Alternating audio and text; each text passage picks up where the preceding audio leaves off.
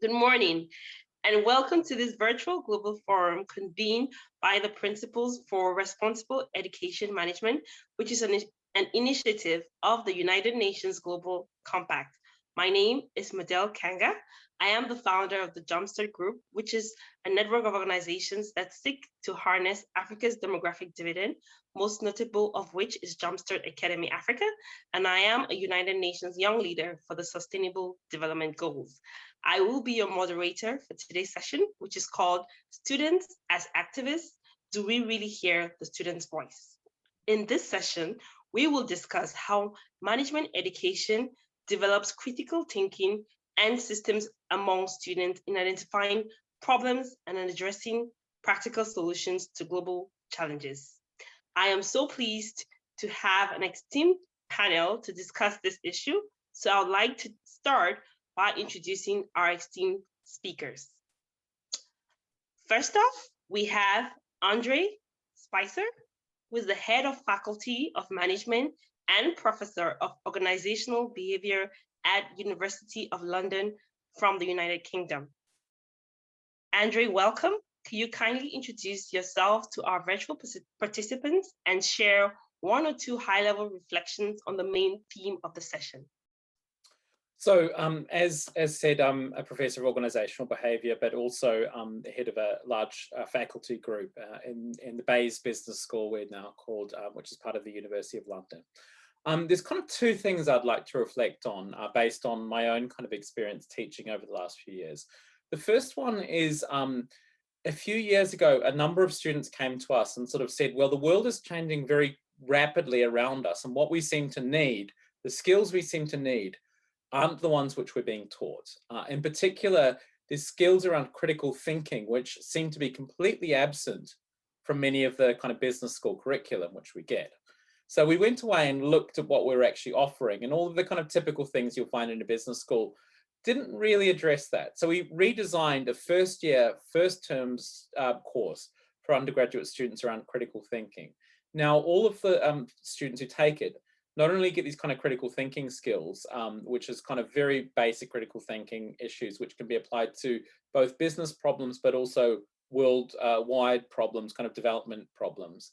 But they are also very much put in the driver's seat. So instead of us lecturing at them, they are very much running the course almost themselves, where we set up the framework for them and they actually run and work on the course in very small groups and develop their critical thinking skills in that. So running this course has really taught me a couple of things. The first thing is management and business schools are in a really great place to address some of the global problems. One of these things is around fake news and around development. The second thing is that sometimes actually faculty putting students very much more in the driver's seat can help them to address these problems more effectively. And the third thing is, I think that requires a wider rethink of the kind of institutions and structures of how business schools operate. This is perhaps a theme I'll come back to later. Awesome. Thank you so much, Andre. That's a very great introduction. Thank you so much. And I look forward to hearing more about your work throughout this session. Next up, we have Divya Singal. She is the chairperson for the Center for Social Sensitivity and Action at the Goa Institute of Management in India. Welcome, Divya. Would you like to introduce yourself as well? Thank you so much, and namaste to all. I'm Divya, and I'm also a professor at the Goa Institute of Management and leading the Center for Social Sensitivity in Action. The purpose of the center is to promote social responsibility within Goa Institute of Management and beyond to achieve the goals of Agenda 2030. The center incorporates the values of equity, inclusivity, and sustainability in all its activities. And we believe in reflection as well as action. So building the critical thinking skills. Really happy to be part of this panel. And the theme is really apt, given it is a decade of action. I see activism as a part of a spectrum of the student voice. And I see the student voice as an authentic input. If we embrace student voice, what are we going to do? Andre talked about the critical thinking skills, critical skills. So in a way, we are strengthening the quality of education they receive And in this process, we are also making our students more aware about the ground realities and making them more responsible citizens. So I will come back to this point, but I think as opening, this is enough. Thank you.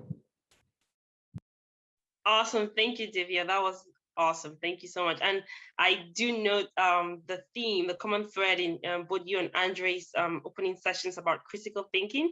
And I'd like us to come back to that and really hone in on that. Next up, we have Robin Holt, who is a professor and is from the Department of Management, Politics and Philosophy from the Copenhagen Business School in Denmark. Welcome, Robin. Thanks, Madel. You've introduced me perfectly. I don't need to repeat what you've just said.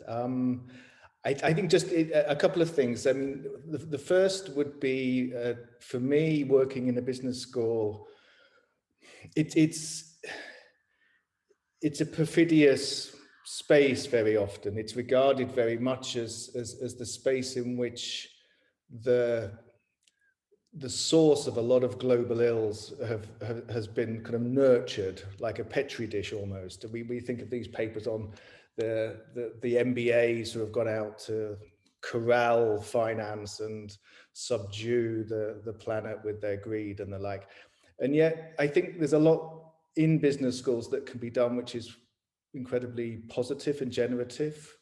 And for me, this is where I feel most excited, I think, as an academic, that especially in the work that we've been doing with small businesses, with entrepreneurs, there's a huge generative possibility. There's a scene of kind of creative activity, which is very inspiring and something that we should do our very best to nurture and not allow to be crowded out by perhaps this large corporate language and this kind of obsession with financial algorithmic ordering. So for me, I think the idea of the student activist is something that's not in opposition to business, but is somehow woven into certain styles, certain approaches towards what business can possibly be. Yeah. Thank you so much, Robin. That is such a good insight, and I look forward to hearing more on that aspect.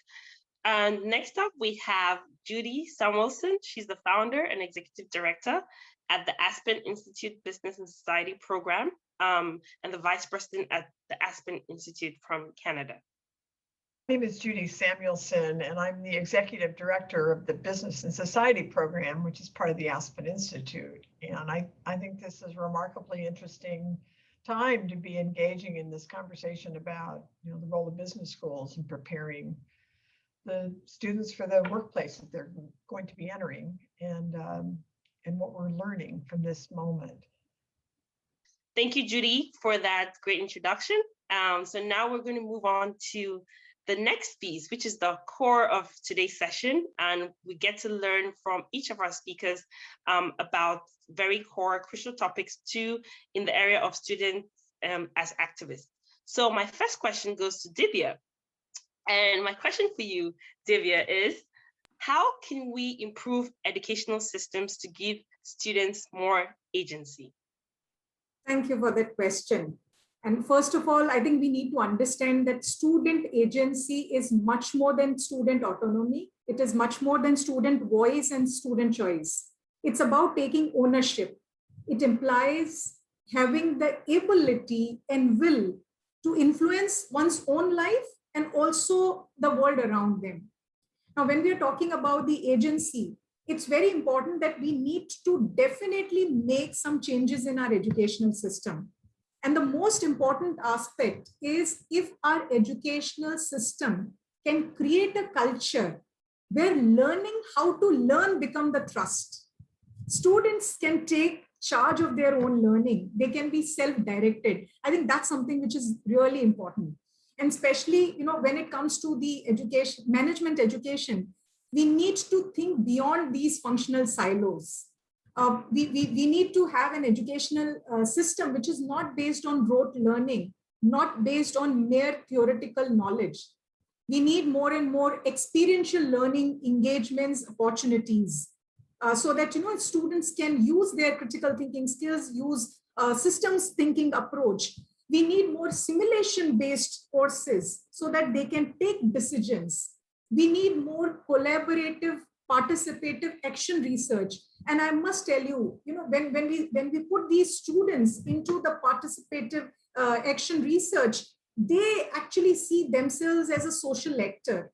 And the moment you provide them an opportunity to interact and live through the implications of their own decisions, discussions, deliberations, I think that's where we actually enable them with more and more agency, or we provide them more ownership. And I always say that if we need to promote more agency, I think we need to change the way we operate, have more and more experiential projects. As I said, we need a culture where we inspire, we nurture those critical thinking skills, the systems based approach, a curriculum which is based on the constructivist approach, where the students co-create.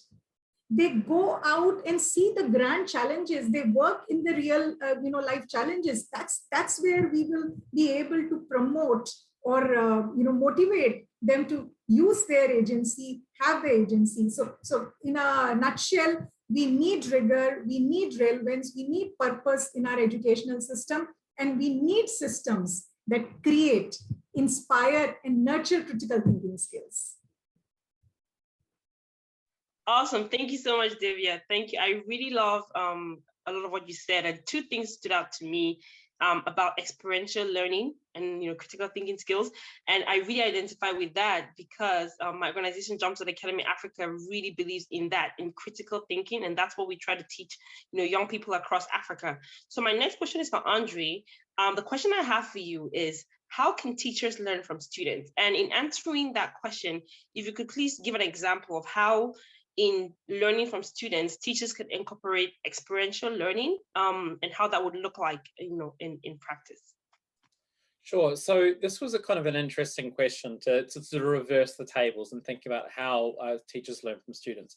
And I think there's 4 ways in which teachers learn from students. The first way is kind of probably the most common, but probably a very interesting way, which is about application.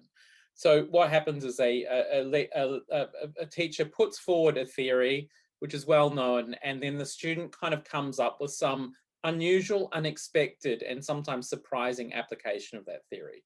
So let me give you an example of this. I was recently created a new course which was about sort of creating social change. So provided students with a bunch of typical tools for creating social change.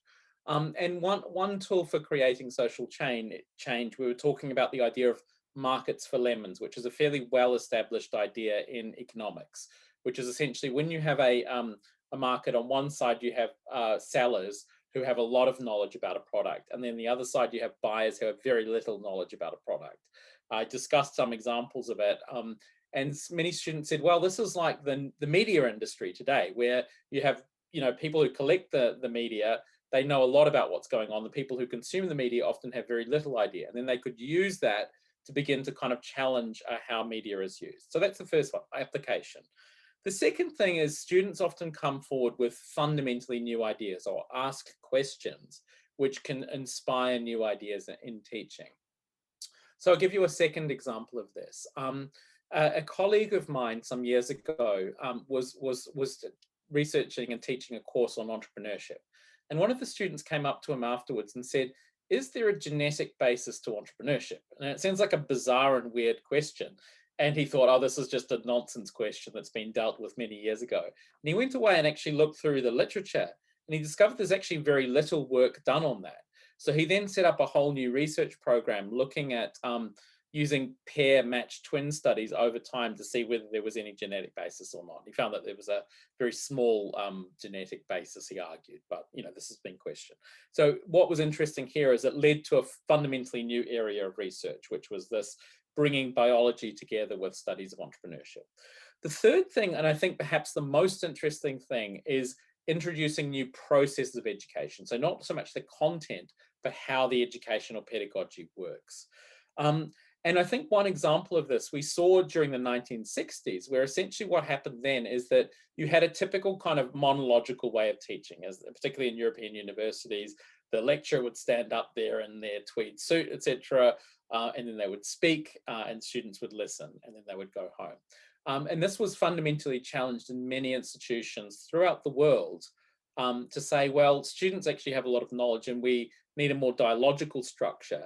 And it fundamentally changed not just how pedagogical processes work, but even things like classroom design and everything. So if you think about the classrooms we all teach in now, they're radically different to the ones they might have been some years ago because of this.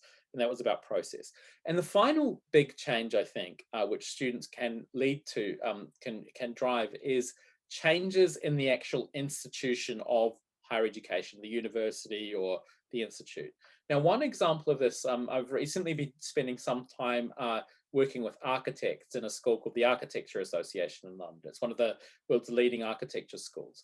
And when you look into the history of this school, it's fascinating because it was actually set up by students. It wasn't set up by faculty, it wasn't set up by the architecture profession, it was set up by students. And what happened there is that there were very traditional forms of architecture education in the traditional institutions, and then you learned on the job. And most of the students were very frustrated with what they were learning on the job or what was being taught in these traditional institutions.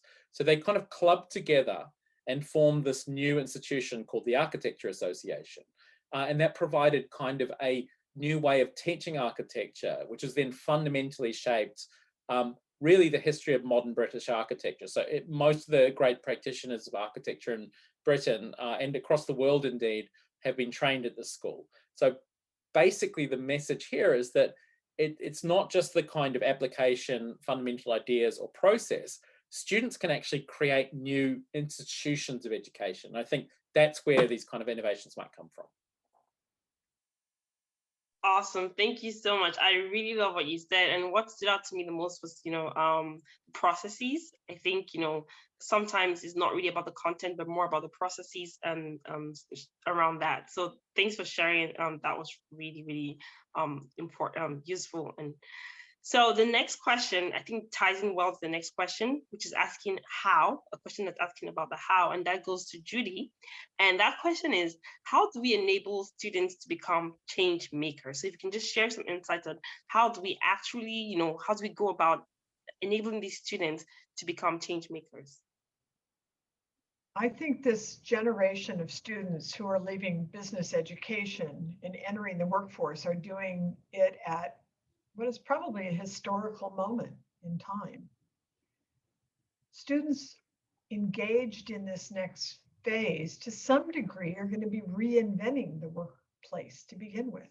I mean, transitioning out of this moment, this pandemic, and the complexity of building a workforce that works for what students were asking for a decade ago was work-life balance, and one in which in this moment there feels like there's no boundaries between work and home and family and the many responsibilities of somebody at that point in their career.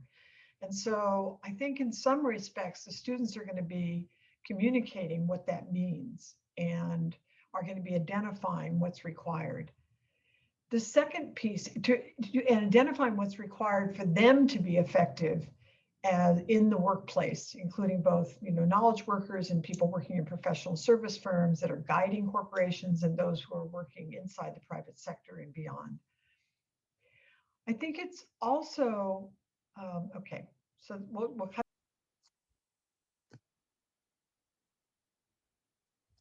Okay, thank you, Judy. Thanks so much. That was a very insightful response. So my next question, my final question for this session of question and answers will go to Robin.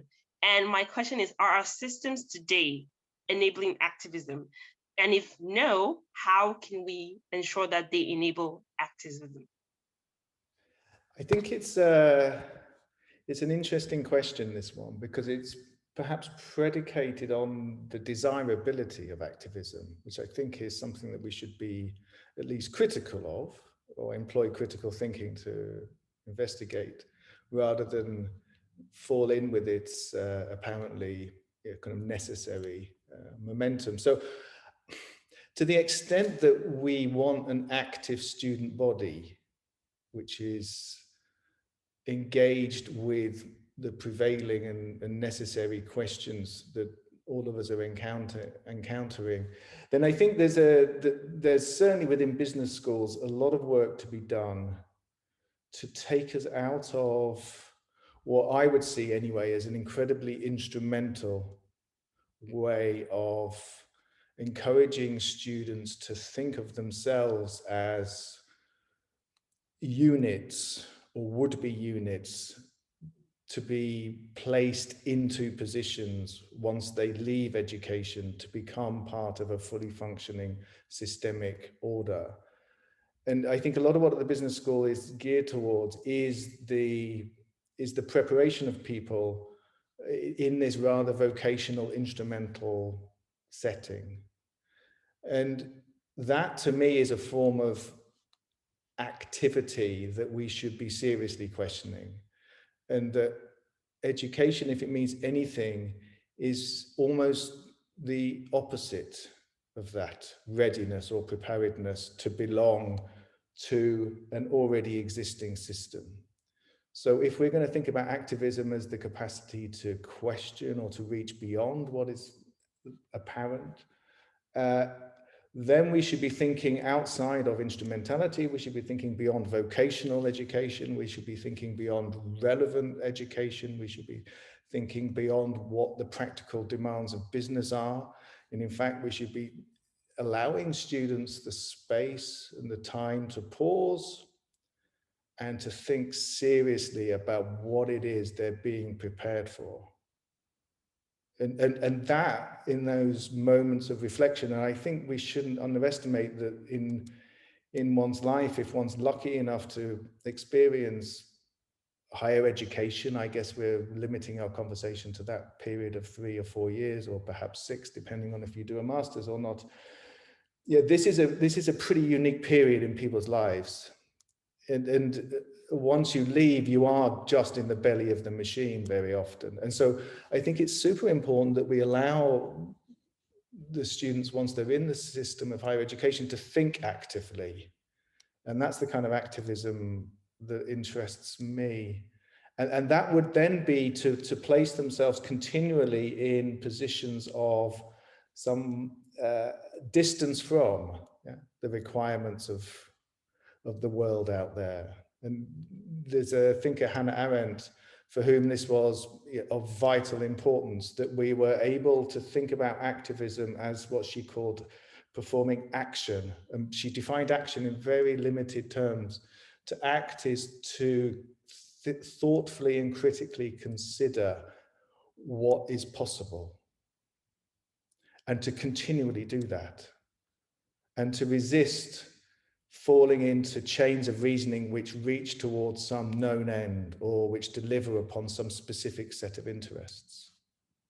So to me, activism and action, if we're going to maintain some kind of sympathy between them, it becomes very important to sort of push away or push away from what is almost an inevitable requirement in business schools, that we show relevance, that we prepare students for the world of business, that we are consistently and coherently allowing our student body to belong to this broader capitalist endeavor. And yet that just seems so unambitious and actually quite dangerous. Thank you, Robin. Thank you so much. I really loved what you said, and I was just taking some notes, and I really love your definition of activism.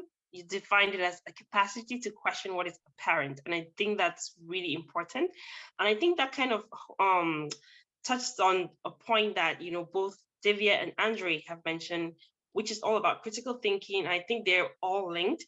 So now we're moving to the next part of this discussion, which is an open discussion. So I have a few questions, and I'd like us to, you know, just, you know, you can all, you know, take turns just discussing and, you know, certain topics. And the first question I have is, you know, we at the UN, we're very keen on sustainable development, and we have in the 17 goals for the SDGs.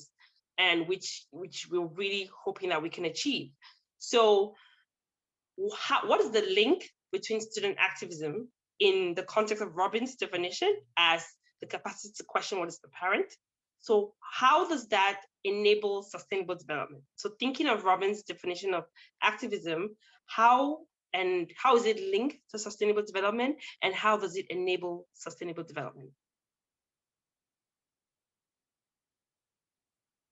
And anyone can go first. Well, I guess I should go first, seeing as I'm responsible for the definition, it seems, or at least I have a stab. I think, I mean, okay, there are two immediate thoughts that come to my mind. First would be, if we configure sustainability as the willingness to desist from the pursuit of an immediate and possessive desire for things, then there's a profound symmetry between that and the capacity to think beyond what's apparent. In other words, it's a willingness to cope with absence, with what one does not have, and with what one can never know. It's a willingness to live in a calmer, more patient, and a more humble way. In other words, it doesn't rely on the need to make everything there and there for us. And I think if that's something that we can equate with sustainability, because sustainability is also, it seems anyway, in part, a discourse around the need to have less, to have to be willing to stand back, then I think there's a degree of alignment. My other immediate thought would be that there's something quite antithetical between them, because a lot of the sustainability discourse, much as the business discourse, is driven by a specific set of known goals. We call them the goals. They are called goals, and they are known and they are stipulated. And our responsibility is to reach the goals. And I certainly think in Hannah Arendt's thinking, this would be something to be treated with suspicion, because the problem is to have known goals. You only think actively outside of the known, and that would include having goals such as these SDGs. So she would, and I think I would, in a sense, be inclined to be motivated by her thinking here. I think there's an importance that nothing's immune to critical thinking. There should be no sacrosanct, including the discourse of sustainability. But I'll leave that out there as a fairly contentious thing. So, Robin's point gave me an immediate thought that earlier we were talking about the critical thinking, and then we talked about that how the student activism is important to enable sustainable development. So, Robin, when you talked about the SDGs, for me, the activism is identifying the problems, and those problems are the grand challenges where the students actually advocate for change outside of their schools also. So the moment we are saying that activism is about advocating change, so this definitely requires a comprehensive view of development. And the moment we say that you require a comprehensive view of development, which means you are aware of the ground realities or the grand challenges. So we will not be able to achieve sustainable development if our students are not sensitized towards the grand challenges. And earlier, Andrew shared example of, how the students led initiatives. And I must tell, in our institute also, we started 10 years back an initiative called Give Goa Initiative, where the students, it's based on the service learning pedagogy. The students serve, work with the community, and in turn, they also reflect. So there is an action component and there is a reflection component. And this action and reflection component gives them, a balance of empathetic concern, compassion, which is really very much needed, when you are trying to solve or suggest the grand challenges. So I think, a very important point you mentioned about the their role in the whole generating solutions. So maybe mention one example of how my institution has taken on one of the grand challenges recently. And one of them is around reducing inequalities. And in particular, we've tried to address this kind of question about race-based inequalities. Following the Black Lives Matter protests, there was a lot of reflection on the role of the Britain and UK and colonialism and in the long-running effects which that's had about perpetuating inequalities. And this led us to discover that our old namesake, Sir John Cass, was involved in the transatlantic slave trade. He was on the governing board of the Royal Africa Company, which was the company which traded the most enslaved people across the Atlantic. And we decided, okay, this is not in line with our values, so we're going to drop our name. And this was partially driven by staff, but also largely driven by students. They said this is not in line with the kind of school which we want to be in. However, there were also some students who disagreed with this. They weren't attached to John Cass as a person, but they were attached to Cass as a name. So there's always conflict in trying to kind of pursue these goals. However, we took this challenge, and many of our students kind of came with us and helped us to sort of rethink this to who we might be. And a few weeks ago, we announced our new identity, which is the Bayes Business School. So Bayes is named after Thomas Bayes, who's a mathematician and well known for the Bayes theorem. So one way of putting this, the reason why we're called this is three. One is he's buried about 500 meters from our school. The second reason is that many of the disciplines we use draw on his ideas. So finance, actuarial science, and management quite frequently draw Bayesian reasoning.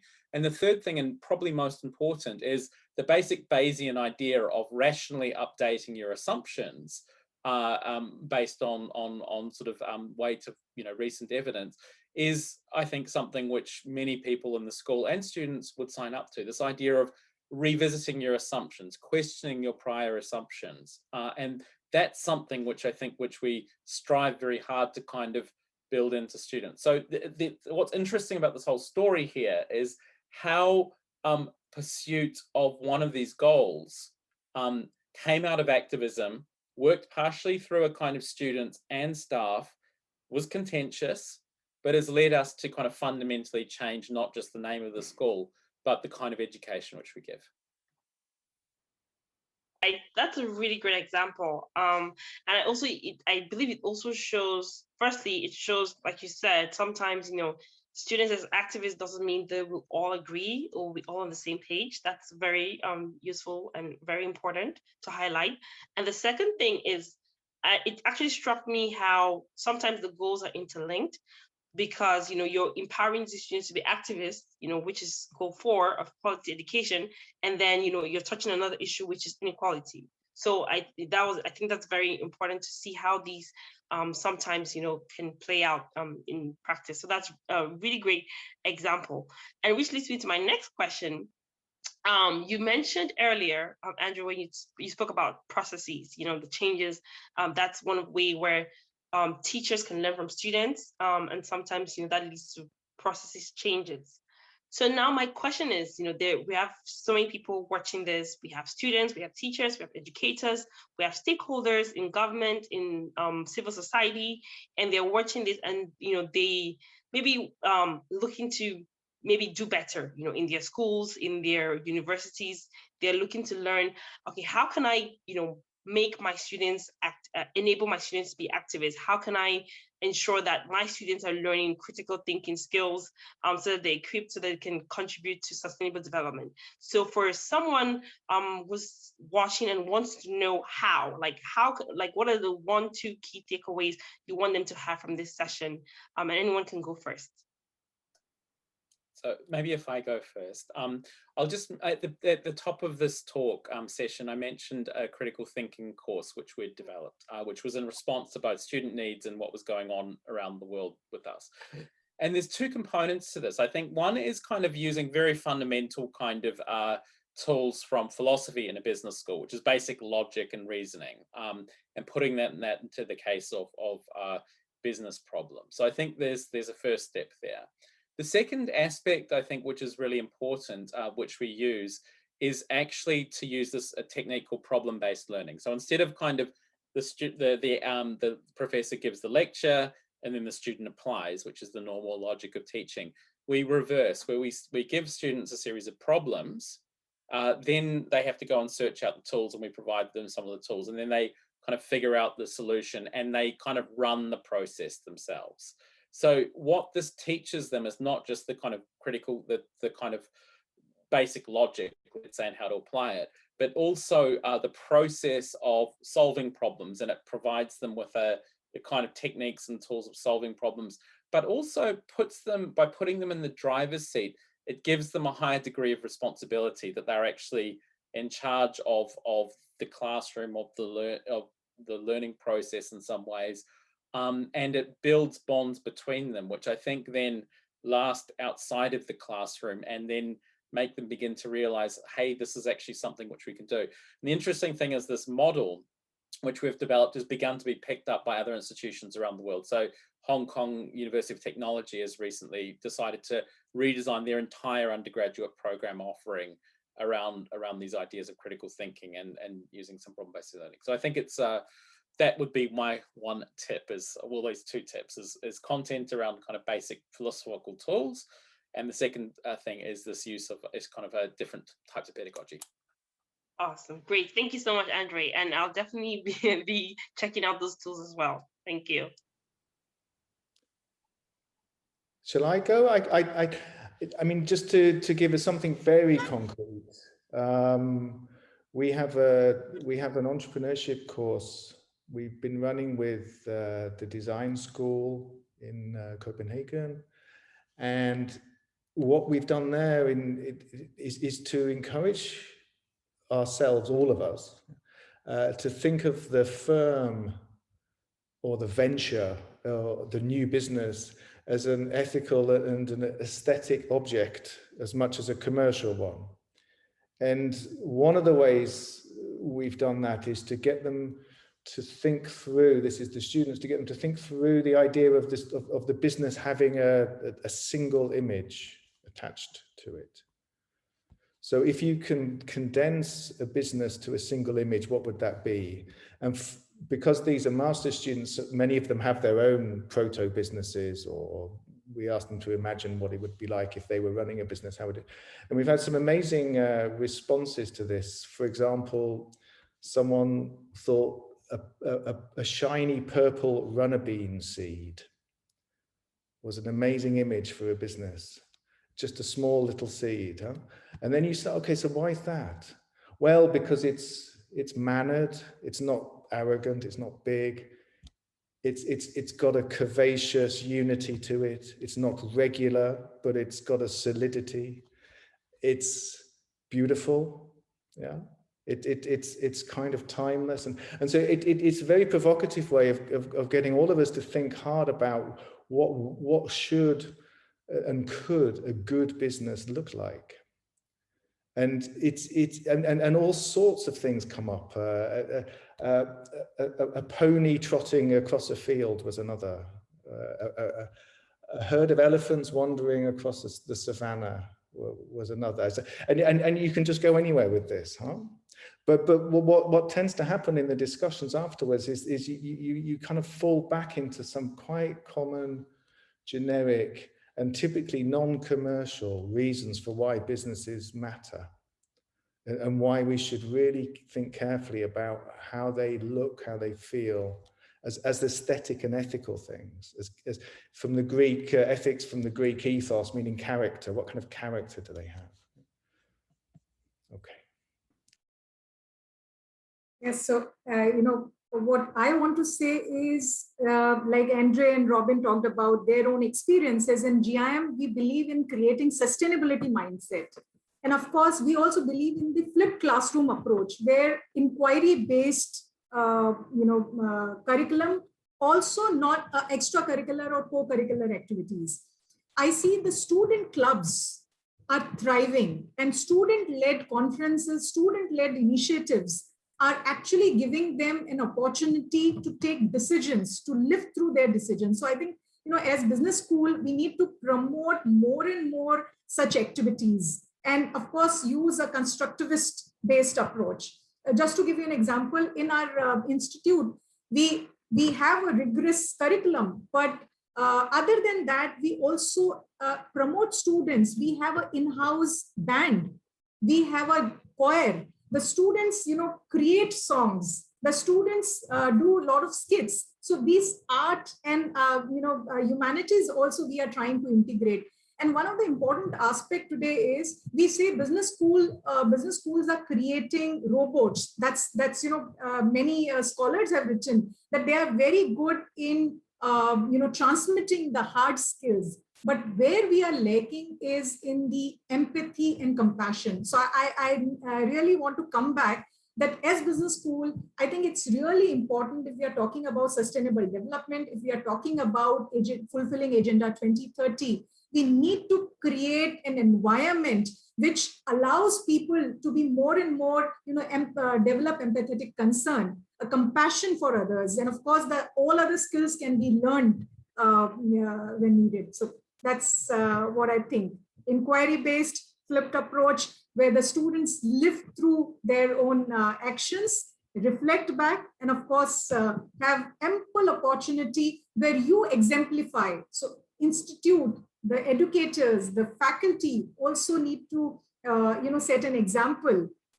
Then only the students will be able to imbibe those things.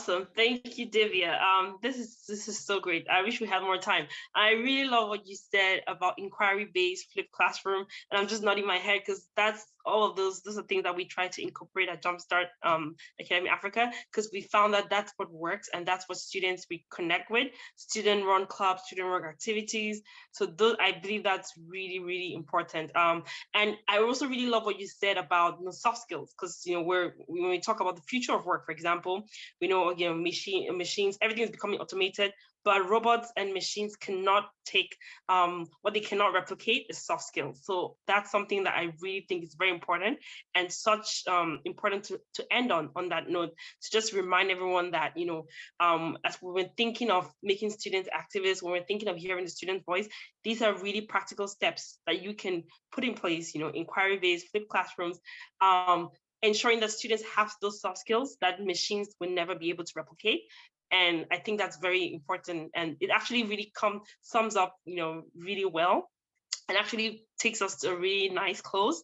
So I really want to thank you all. Thank you, Andre. Thank you, Divya. Thank you, Robin. Thank you, Judy. This has been such an engaging session. I have learned a lot, and I believe the virtual participants have learned so much as well. And the goal of this session is really to help us understand critical thinking and how those systems can really help students develop solutions to challenges within and beyond the classrooms. And this has been really such an insightful session for me. I've learned a lot. So I want to thank you all for your time. It has been really, really an amazing session. Thank you all, and have a wonderful rest of your day and enjoy the rest of the forum. Thank you. Thanks, Madel, for hosting. Thank you, Robin. Thank you, Divya. Thank you, Andre. Thank you, Judy. Thank you so much. Thank you all.